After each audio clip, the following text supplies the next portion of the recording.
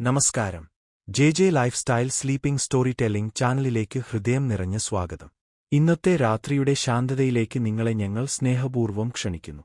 ദിനം മുഴുവൻ ഉണ്ടായ തിരക്കുകളും ചിന്തകളും അല്പസമയം മറന്ന് മനസ്സിനും ശരീരത്തിനും വിശ്രമം നൽകാനുള്ള സമയമാണിത്. സുഖമായി കിടക്കൂ, കണ്ണുകൾ പതുക്കെ അടയ്ക്കൂ. എന്റെ ശബ്ദത്തോടൊപ്പം ഈ മനോഹരമായ കഥയുടെ ലോകത്തിലേക്ക് യാത്ര തുടങ്ങാം.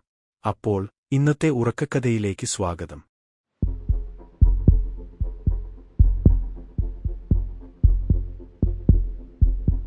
മാന്ത്രിക പേന കിട്ടിയ തെരുവ് ബാലൻ ഭാഗം 5 അവസാന ഭാഗം. എന്റെ പേര് അലക്സ്.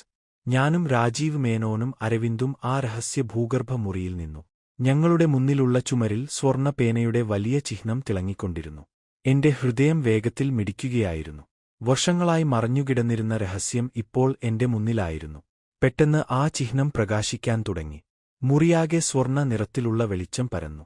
അതിനിടയിൽ ഒരു വാതിൽ പതുക്കെ തുറന്നു. അകത്തേക്ക് പോകുന്ന ഒരു കൽപ്പടിക്കെട്ട്. അരവിന്ദ് ഞങ്ങളെ നോക്കി. ഇതാണ് അവസാന വഴി. ഞങ്ങൾ മൂന്നുപേരും പതുക്കെ താഴേക്ക് ഇറങ്ങി. കുറച്ചു ദൂരം നടന്നപ്പോൾ ഒരു വലിയ ഹാൾ കണ്ടു. ഹാളിന്റെ നടുവിൽ 3 കൽത്തൂണുകൾ. ഓരോ തൂണിലും ഓരോ സന്ദേശം. സത്യസന്ധത, ധൈര്യം, ത്യാഗം. അരവിന്ദ് പറഞ്ഞു, സ്വർണ്ണ പേന നേടണമെങ്കിൽ ഈ 3 പരീക്ഷണങ്ങളും വിജയിക്കണം.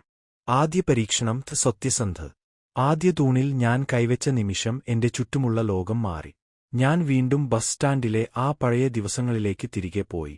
വിശപ്പ്, കഷ്ടപ്പാട്, ഏകാന്തത. പെട്ടെന്ന് എന്റെ മുന്നിൽ ഒരു സ്വർണ്ണപ്പെട്ടി പ്രത്യക്ഷപ്പെട്ടു.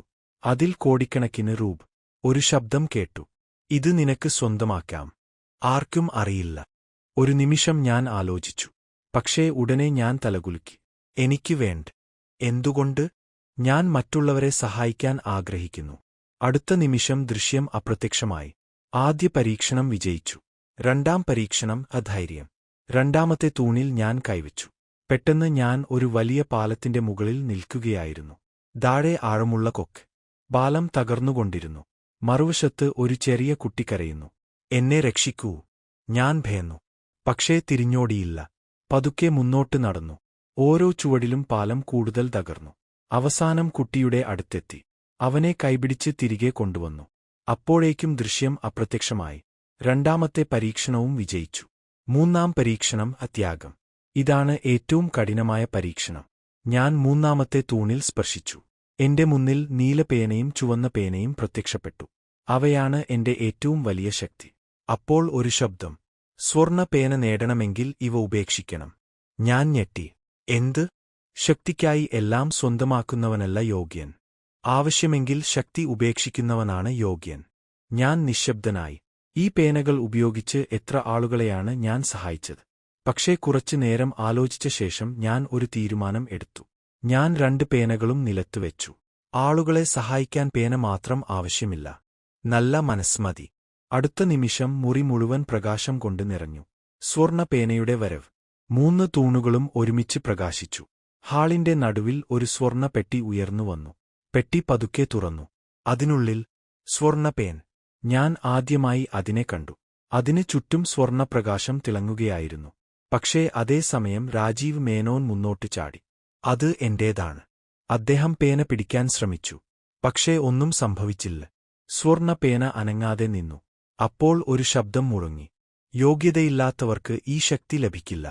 രാജീവ് മുട്ടുകുത്തി ഇരുന്നു. അദ്ദേഹം തോറ്റിരുന്നു. പക്ഷേ അപ്പോൾ അപ്രതീക്ഷിതമായി അദ്ദേഹം കരയാൻ തുടങ്ങി. എന്റെ ജീവിതം മുഴുവൻ ഞാൻ സമ്പത്തിന്റെയും ശക്തിയുടെയും പിന്നാലെ ഓടി. പക്ഷേ സന്തോഷം ഒരിക്കലും കിട്ടിയില്ല. ആദ്യമായി ഞാൻ അദ്ദേഹത്തിന്റെ യഥാർത്ഥ മുഖം കണ്ടു. അരവിന്ദ് പതുക്കെ പറഞ്ഞു, ഇപ്പോൾ നിനക്ക് സത്യം മനസ്സിലായി. രാജീവ് തലകുനിച്ചു. അവസാന രഹസ്യം. ഞാൻ സ്വർണ്ണ പേനയുടെ അടുത്തേക്ക് നടന്നു. അത് എന്റെ കൈയിലേക്ക് പതുക്കെ ഉയർന്നുവന്നു. അത് സ്പർശിച്ച നിമിഷം എന്റെ മനസ്സിൽ നിരവധി ചിത്രങ്ങൾ പ്രത്യക്ഷപ്പെട്ടു. ഈ പേനകളുടെ സ്രഷ്ടാവ്, അദ്ദേഹത്തിന്റെ ജീവിതം, അദ്ദേഹത്തിന്റെ സ്വപ്നം. അപ്പോൾ ഞാൻ ഏറ്റവും വലിയ സത്യം മനസ്സിലാക്കി. സ്വർണ്ണ പേനയുടെ ശക്തി വസ്തുക്കൾ സൃഷ്ടിക്കുന്നതല്ല. അത് മനുഷ്യരുടെ ഹൃദയത്തിലെ നന്മ ഉണർത്താനുള്ള ശക്തിയായിരുന്നു. അതായിരുന്നു ലോകത്തിലെ ഏറ്റവും വലിയ മാന്ത്രികത. പുതിയ തുടക്കം. ഞങ്ങൾ ക്ഷേത്രത്തിൽ നിന്ന് പുറത്തുവന്നു. രാജീവ് മേനോൻ പൂർണ്ണമായും മാറിയിരുന്നു. അദ്ദേഹം തന്റെ സമ്പത്തിന്റെ വലിയൊരു ഭാഗം ദരിദ്രരെ സഹായിക്കാൻ തീരുമാനിച്ചു. അരവിന്ദ് തന്റെ യാത്ര തുടർന്നു. ഞാൻ നഗരത്തിലേക്ക് മടങ്ങി. പക്ഷേ ഇനി ഞാൻ പഴയ അലക്സ് ആയിരുന്നില്ല. ഞാൻ ഒരു ചെറിയ ലൈബ്രറി ആരംഭിച്ചു. പാവപ്പെട്ട കുട്ടികൾക്ക് പഠിക്കാൻ, സ്വപ്നം കാണാൻ, ജീവിതം മാറ്റാൻ. നീല പേനയും ചുവന്ന പേനയും സ്വർണ്ണ പേനയും ഞാൻ സുരക്ഷിതമായി സൂക്ഷിച്ചു. അവ ശക്തിയുടെ പ്രതീകങ്ങളായിരുന്നില്ല, ഉത്തരവാദിത്തത്തിന്റെ പ്രതീകങ്ങളായിരുന്നു. വർഷങ്ങൾക്കുശേഷം കുട്ടികൾ എന്നോട് ചോദിക്കും, ആ മാന്ത്രിക പേനകൾ ഇപ്പോഴും ഉണ്ടോ? ഞാൻ ചിരിച്ചുകൊണ്ട് പറയും, ഉണ്ട്. പക്ഷേ യഥാർത്ഥ മാന്ത്രികത പേനകളിലല്ല. എവിടെയാണ്? അപ്പോൾ ഞാൻ അവരുടെ നെഞ്ചിലേക്ക് വിരൽ ചൂണ്ടും. ഇവിടെയാണ്. ഒരു നല്ല മനസ്സ് ലോകത്തെ മാറ്റാൻ കഴിയുന്ന ഏറ്റവും വലിയ മാന്ത്രിക ശക്തിയാണ്. അങ്ങനെ ഒരു തെരുവ് ബാലന്റെ ജീവിതം ഒരു മാന്ത്രിക പേനയുടെ സഹായത്തോടെ ആയിരക്കണക്കിന് ആളുകളുടെ ജീവിതം മാറ്റിയ കഥയായി മാറി. ഈ കഥ നിങ്ങൾക്ക് ഇഷ്ടമായെങ്കിൽ വീഡിയോ ലൈക്ക് ചെയ്യൂ. നിങ്ങളുടെ അഭിപ്രായം കമന്റിൽ അറിയിക്കൂ. സുഹൃത്തുക്കൾക്കും കുടുംബാംഗങ്ങൾക്കും ഷെയർ ചെയ്യൂ. ഇനിയും ഇത്തരം സാഹസികവും മാന്ത്രികവുമായ മലയാളം കഥകൾ കേൾക്കാൻ ചാനൽ സബ്സ്ക്രൈബ് ചെയ്ത് ബെൽ ഐക്കൺ അമർത്തൂ. നിങ്ങളുടെ പിന്തുണയാണ് ഞങ്ങളുടെ പ്രചോദനം. നന്ദി.